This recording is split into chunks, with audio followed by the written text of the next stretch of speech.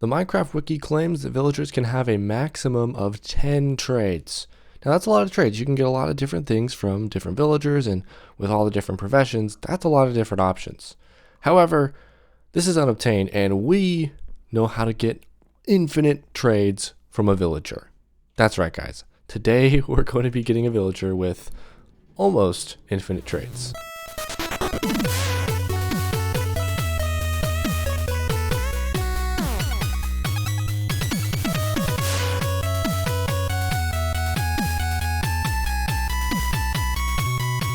So what exactly is the process to get these villagers that are super amazing? Well, it involves just trading with them a lot and then refreshing their trades by getting rid of that emerald cost, getting us free books, and then the trade, or that free book trade, doesn't really count as a trade, so the villager unlocks more, and so on and so forth until we get to a number that we're happy with.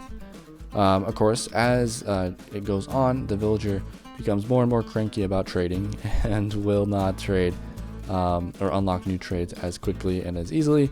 So that's why it's kind of infinite, but not really.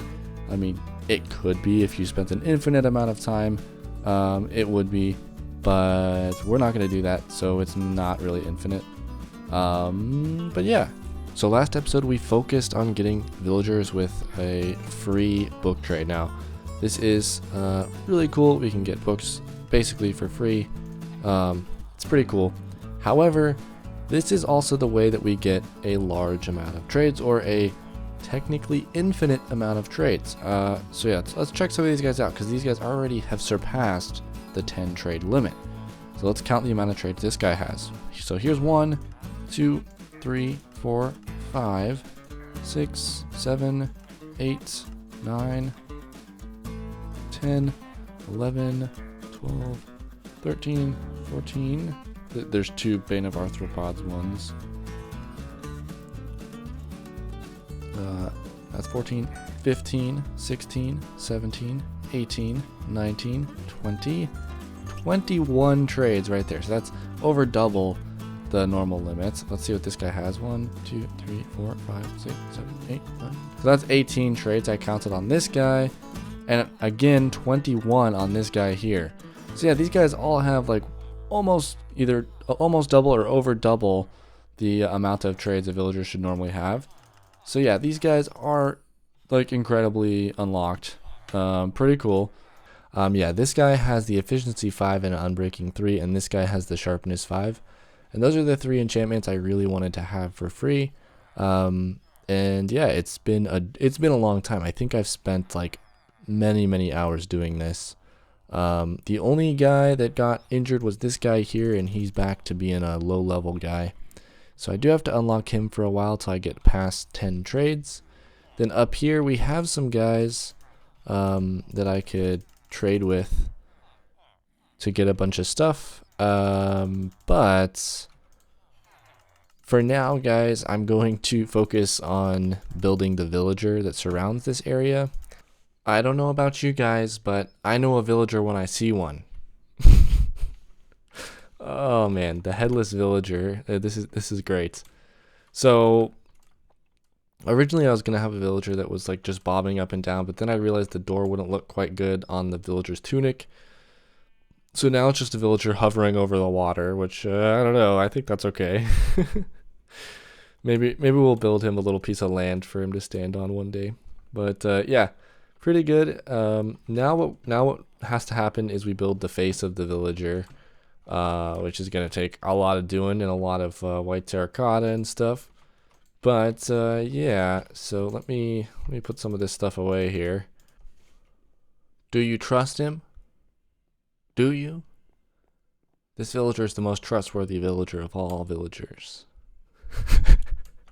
Oh man, this is a wonderful thing I've built. I think it really just brings the world together.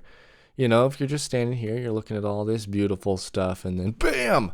What is that? It's a villager that looks so dumb.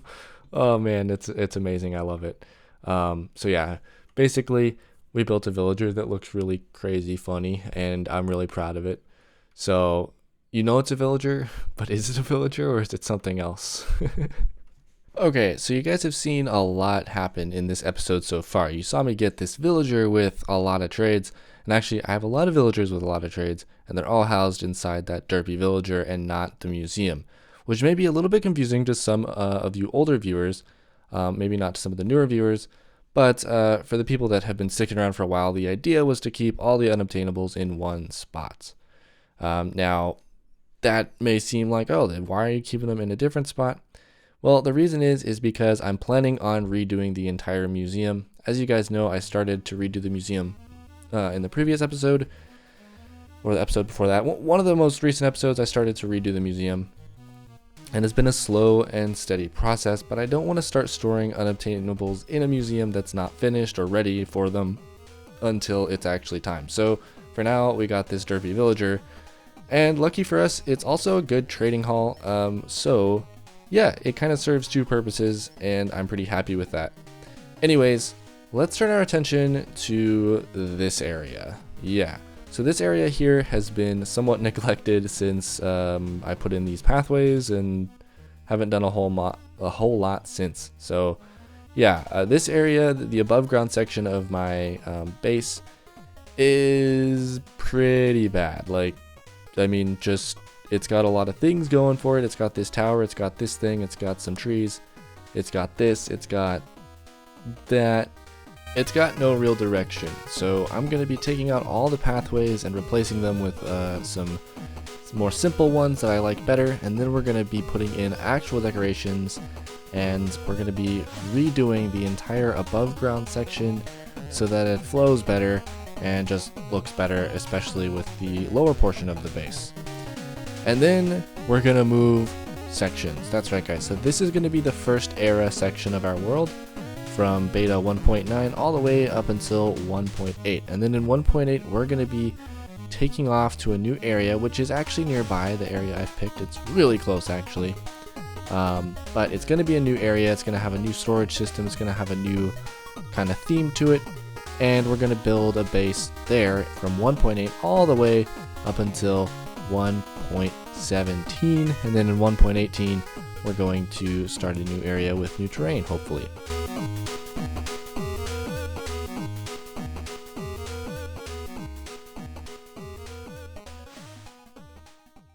And check these pathways out. They're simple. They're in the world. They cleaned it all up. And they're definitely from Unobtained Season 2. If you guys are longtime viewers, you'll know what I mean by this. My Season 2 world, these were the pathways I kind of used. Anyways, I think it works. It does what I want it to. There's a lot of work that still needs to go in, but the pathways here are going to get us out of trouble. Anyways, what are we going to work on now? Well, we're going to work on this thing. Yeah. So, this thing needs to be gone. Which, once removed, will be used as a place to put the very first bonsai tree of the area. That's right, guys. We're also going to be filling this area with bonsai trees that are linked up with tree pathways. And then the ruins are going to be overgrown and stuff. It's going to be cool looking. I'm super excited. So, yeah, we still got a little bit more work to do of removing stuff here. But if you haven't noticed, the glint on the tools changed. Look at that.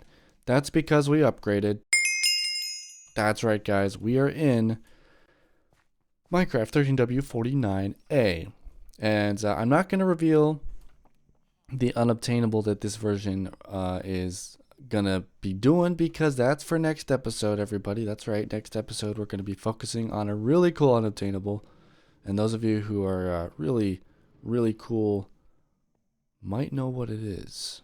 Anyways, let's go ahead and work on planning out some of these buildings. All right, so I know this seems a little bit bland right now, but this box here is going to cover up that farm, and it's going to go up, and it's going to look like this, and we're going to have it arch over this way to connect to that, and I think it's going to look really cool. And this is just going to be kind of a big square thing. We'll probably add some stuff to it, make it a little bit more interesting. But yeah, so we're going to try our best to mimic this style over here. The bottom is very stone and cobblestone and all that, so I think this is fine. But yeah, the idea is to cover up that ugly mob farm and then have this thing attached to it at the bottom, just for a little bit of life added to it. And then the arch, of course, will look really cool. So yeah, that's one building that we're going to do. The other one I'd like to do is one right over here, where it's another similar tower or something, but a little bit less big.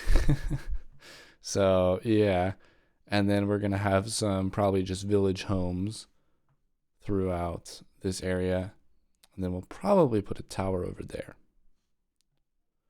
Anyways, this is the big one we're going to work on now because I'd like to cover up that mob farm and get this area looking better. So that's another thing we're going to have to redo, and we're going to have to cover up and fix that. So at the end of each episode, I've started a little tradition where I talk about some sort of topic or something about me, not quite related to Minecraft or something, and yeah, just get a little chat in at the end of the episode. So it's that time again, and this time it's going to be related to YouTube a little bit. So I have generally been making these episodes for anywhere from 10 to 15 minutes. And the reason for that is I just find it much easier to get out a 10-minute video than I do a 20-minute video, because that's, of course, double the recording, double the stuff. A 10-minute video, I can actually put in quality editing and make it decently fast-paced and have a lot happen in it, while still sticking to a schedule that fits with my life and allows me to consistently upload or semi-consistently upload weekly, which is my goal. But I want to ask you guys, as viewers, would you prefer less frequent 20-minute videos or more frequent shorter videos like I'm doing now? Frequency is still going to pick up because I'm getting a system down, and there's been some difficulties over the course of this episode and last episode that have been uploaded. So these two are going to be a bit spread out just because there's been some difficulties both in real life and in the computer realm. So, yep. Anyways, next episode is going to be an amazing one, guys. I'm super excited. There's a new unobtainable that I've never shown off before, and I'm like super excited for it because I think it's one of the coolest things, at least in my opinion. I don't know why I think it's so cool, but I think it's cool.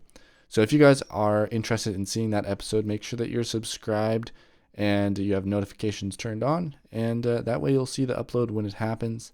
I'll probably even premiere it. It might take me a little bit longer than a week to get done, just like this one, but I am super excited for it because it's going to be super fun and super interesting to show off. Anyways, thank you guys so much for watching today's episode about the infinite villagers. Hopefully you found this one interesting as well. And let me know if you have any suggestions, comments, or questions in the comment section below.